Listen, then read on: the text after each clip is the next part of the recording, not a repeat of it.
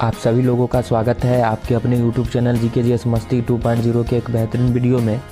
आज बहुत दिनों के बाद मैं आपके सामने वीडियो लेकर आया हूं और इस वीडियो में हम आपको ज्वालामुखी के बारे में बताना चाहेंगे, क्योंकि लमसम एक सप्ताह बाद यह वीडियो YouTube चैनल पर मैं आप लोग के बीच रख रहा हूं। तो आज का वीडियो जो होगा ये बहुत बेहतरीन होगा और आज ज्योग्राफी में आपको ज्वालामुखी के बारे में बताने वाला हूँ। तो चलिए स्टार्ट करते हैं, ज्वालामुखी के बारे में जानते हैं। ठीक है, ज्वालामुखी को इंग्लिश में वोल्केनो बोला जाता है और यहाँ पे देखिए ज्वालामुखी से तात्पर्य उस छिद्र या दरार से होता है। ज्वालामुखी से तात्पर्य उस छिद्र या दरार से होता है जिसके माध्यम से पृथ्वी के आंतरिक भाग में स्थित लावा तथा अन्य पदार्थ धरातल के ऊपर आते हैं। ठीक है, तो ये जो होते हैं ये ज्वालामुखी होते हैं, आकस्मिक बल ज्वालामुखी। अब आगे क्या कहता है, ज्वालामुखी उद्गार की प्रक्रिया को ज्वालामुखी क्रिया कहा जाता है। यह क्रिया दो भागों में संपन्न होती है। अब दो भागों में देखिए कैसे ये संपन्न होती है। धरातल के नीचे भूगर्भ में मैग्मा आदि के नीचे ही जमकर शीतल हो जाने की क्रिया, ये आपका हो गया पहला। दूसरा होता है जिसमें बैथोलिज्म, कैफोलिज्म, लेफोथिम, सील या डाइक का निर्माण होता है। ज्वालामुखी में ये सारे चीज़ का क्या होता है, निर्माण होता है। ठीक है, अब अगले पॉइंट की ओर बढ़ते हैं और अगला क्या कहता है, ये देखिए यहाँ पे आपको ये चित्र भी दिखाया जा रहा होगा।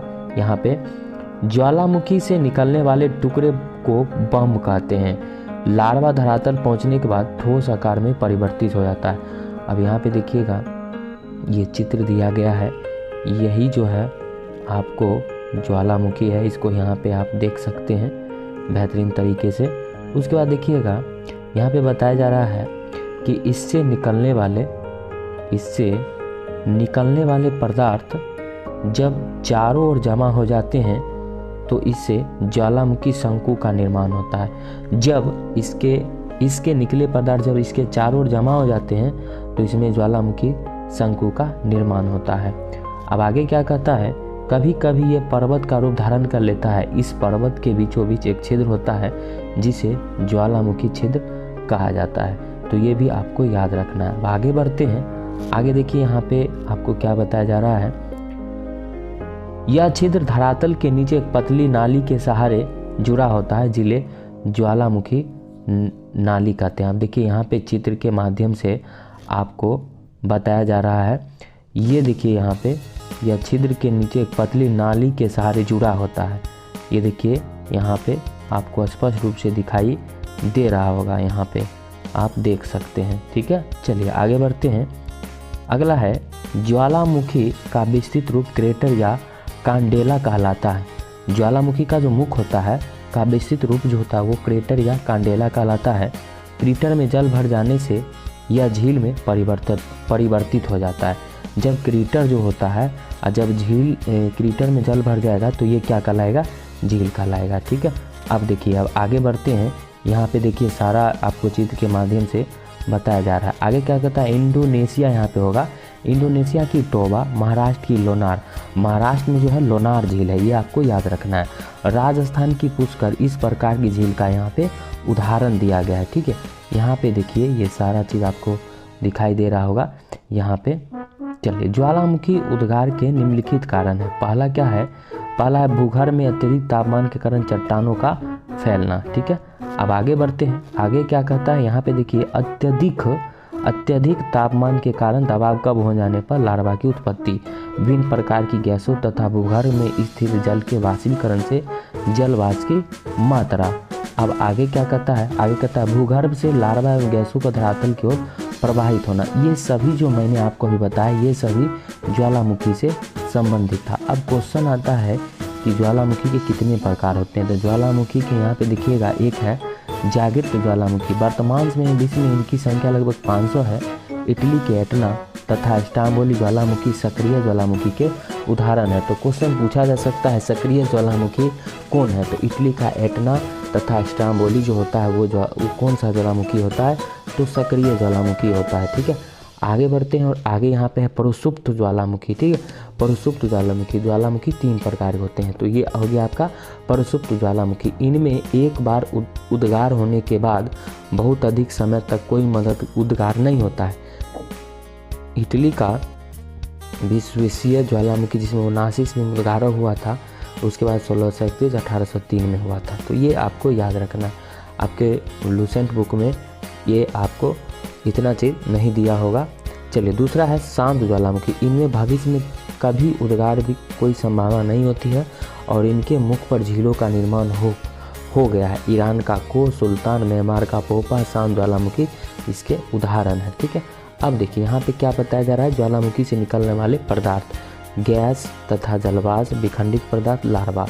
ठीक है, चलिए अब आगे बढ़ते हैं और आगे यहाँ है ज्वालामुखी विश्व का वितरण।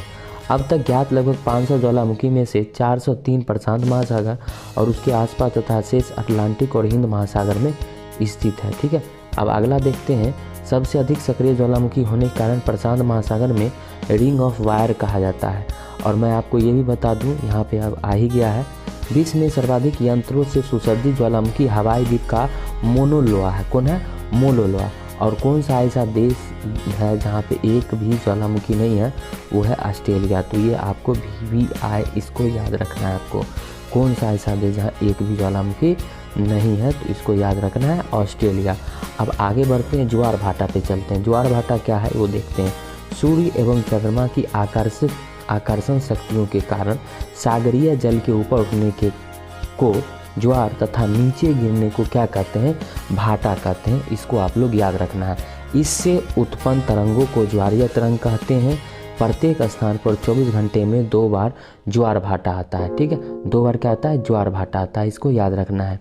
जब सूर्य और चंद्रमा एक सीधी रेखा में होते हैं तो संयुक्त गुरुत्वाकर्षण शक्ति के कारण दीर्घ ज्वार उत्पन्न होते हैं। ऐसी स्थिति पूर्णमासी और अमावस्या को होती है। ज्वार भाटा 24 घंटे 52 मिनट पर 2 बार आता है। ठीक है, 24 घंटे 52 मिनट पर क्या होता है? 2 बार आता है। ठीक है, तो इसको जो है आप 12 घंटे में आप कन्वर्ट कर सकते हैं। ठीक है, चलिए तो आगे बढ़ते हैं और अगला क्या कहता है यहाँ पे ये देखते हैं। लेकिन इंग्लैंड के कई दक्षिणी तट पर स्थित साउथहैम्पटन में प्रतिदिन 4 बार जो है ज्वार भाटा आता है।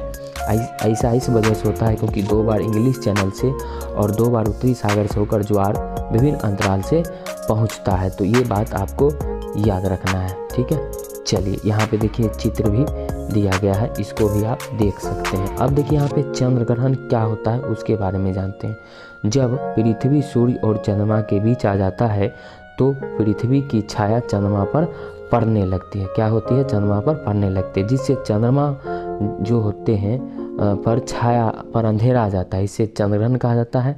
और चंद्रग्रहण की घटना जो होती है वो पूर्णिमा के दिन होती है। ठीक है, अब देखिए यहाँ पे लास्ट पॉइंट आपको बताया जा रहा है सूर्य ग्रहण।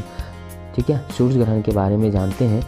जब चंद्रमा पृथ्वी और सूर्य के बीच आ जाता है तो उसकी छाया पृथ्वी पड़ती है, तो इसे सूर्य ग्रहण की घटना कहा जाता है। ठीक है, यहाँ पे देखिए पिक्चर में आपको बताया जा रहा है सूर्य ग्रहण की घटना अमावस्या को होती है, लेकिन प्रत्येक अमावस्या को यह घटना नहीं घटित होती है। ये बात आपको याद रखना है। तो आशा करते हैं ये वीडियो आपको ज़रूर अच्छा लगा होगा। इसी तरह का वीडियो देखने के लिए मेरे चैनल से जुड़े रहिए। जय हिंद, वंदे मातरम।